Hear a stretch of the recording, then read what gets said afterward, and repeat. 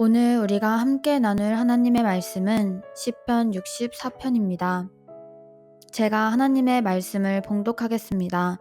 이제 하나님의 말씀을 들으십시오. 하나님이여, 내가 근심하는 소리를 들으시고 원수의 두려움에서 나의 생명을 보존하소서. 주는 악을 꾀하는 자들의 음모에서 나를 숨겨주시고 악을 행하는 자들의 소동에서 나를 감추어 주소서.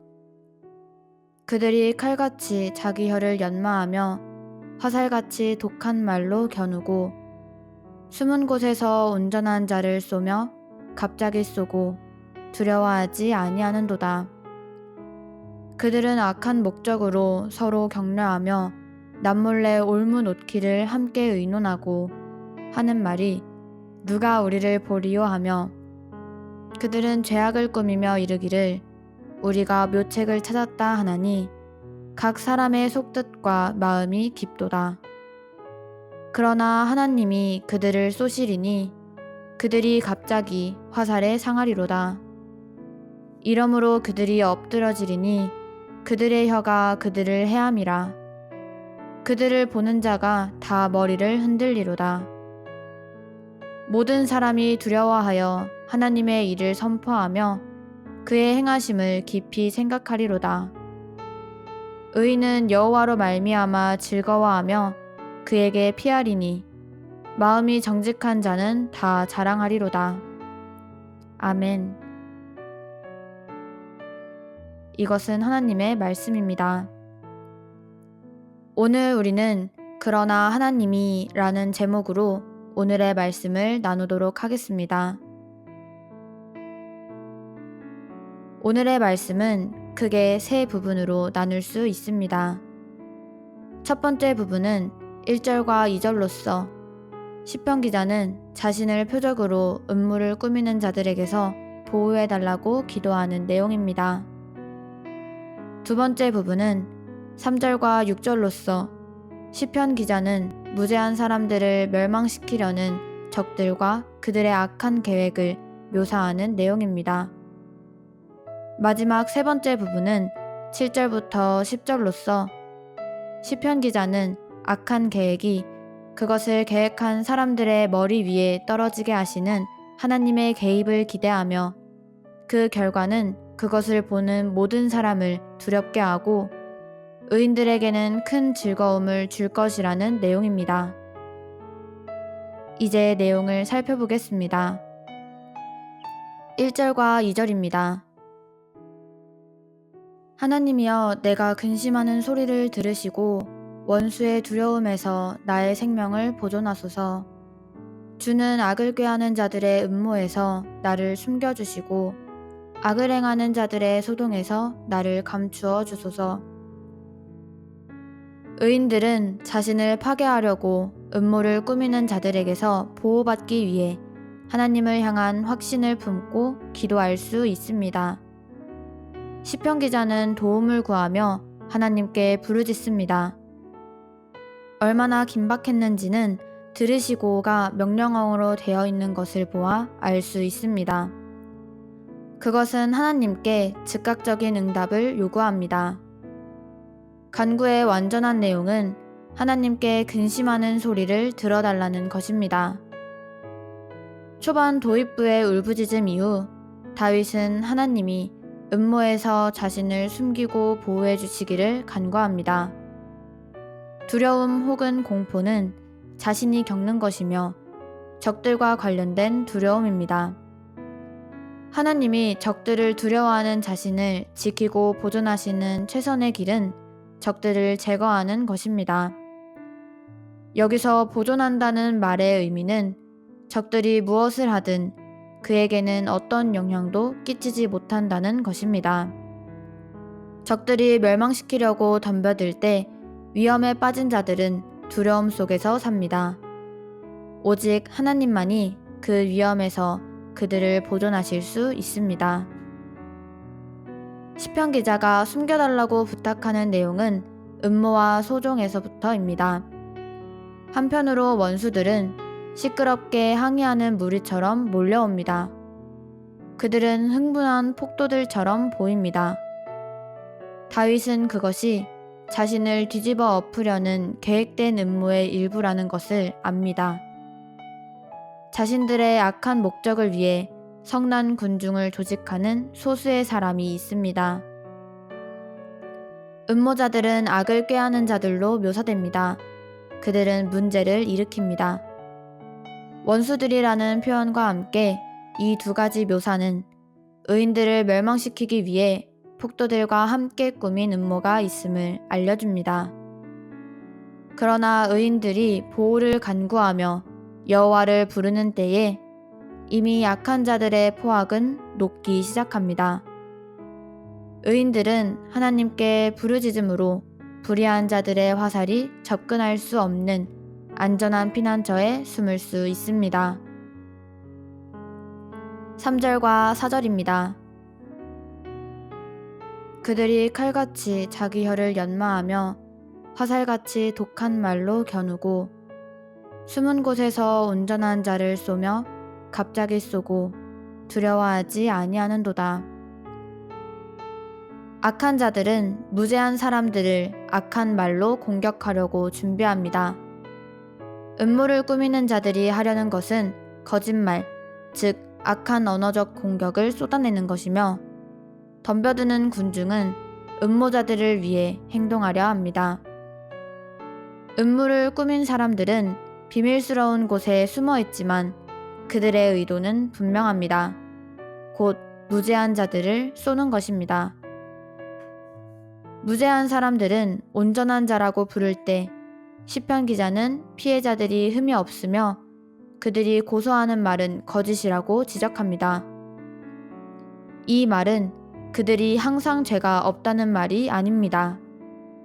그들은 죄에서 용서받은 자유로운 자, 즉 영적으로 온전하며 무죄한 자라는 의미입니다. 여호와를 믿는 자들, 즉 그의 말씀대로 사는 자들은 하나님과 바른 관계를 유지하기 위해 죄를 어떻게 다루어야 하는지 압니다. 그들은 의롭습니다. 하지만 그래서 그들은 공격의 대상이 됩니다.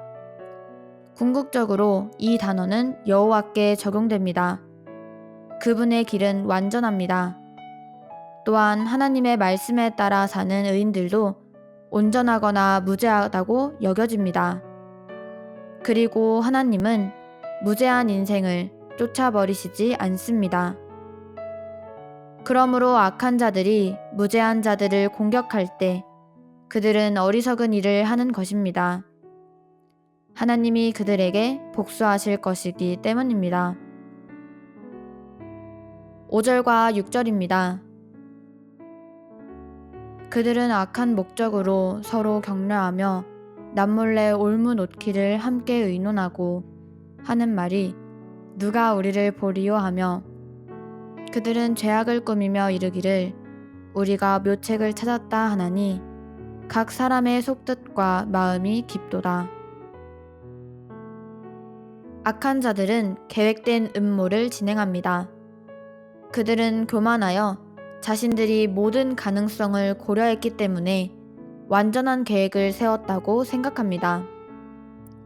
그들이 발전시키려는 계획은 사실 이미 말해버린 악의에 찬 말들을 실천에 옮기려는 것입니다.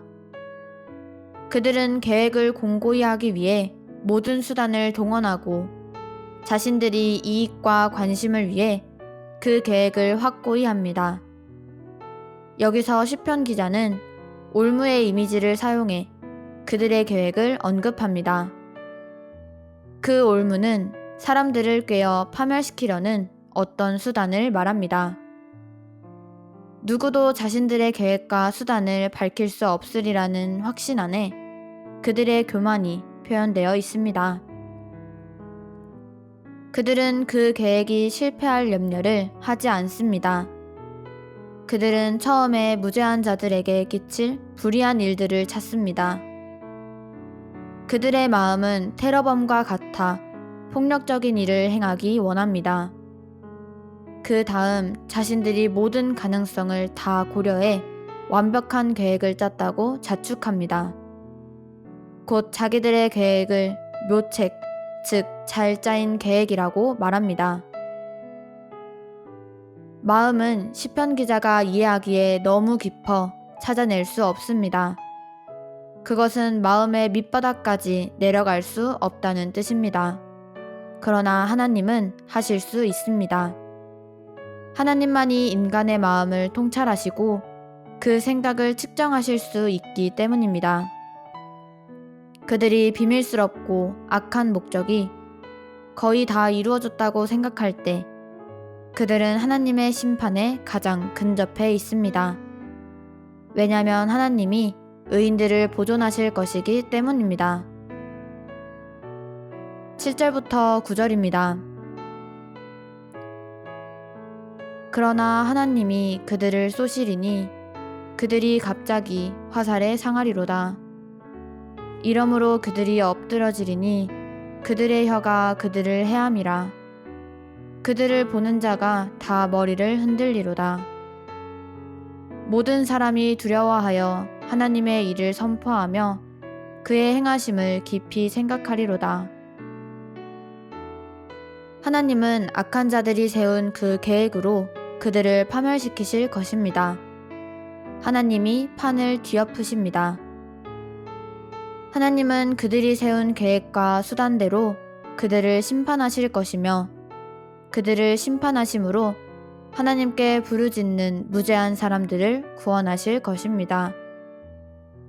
악한 자들은 매우 곤란해졌습니다. 그것은 자신들의 목적을 성취하기 위해 무죄한 사람들을 파괴시키려고 공고히 결심한 것처럼 행동했기 때문입니다. 그러나 이제 시편 기자는 그러나 하나님이 그들을 쏘시리니 그들이 갑자기 화살에 상하리로다 라는 한 문장을 통해 그들의 계획이 하나님의 계획을 방해할 수 없다는 사실을 상기시켜 줍니다. 하나님이 화를 쏘신 결과 그들이 입는 상처는 현실이 될 것입니다. 그 상처는 그들이 패했다는 것을 묘사하는 말입니다. 하나님은 다른 사람들을 쏜 자들을 쏘실 것입니다. 무죄한 자들을 멸망시키려 했던 자들이 멸망당할 것입니다. 하나님은 그들의 계획을 그들 위에 엎으실 것입니다.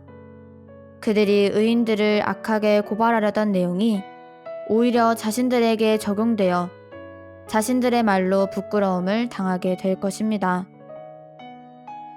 사람들은 하나님의 엄청난 일에 대해 말하고 그 일을 행하신 방법을 생각할 것입니다. 이것이 하나님이 행하신 일이라는 것을 깨닫고 그들은 두려워할 것입니다. 하나님을 두려워하기 때문에 이 사건에 대해 거짓으로 설명할 수 없습니다.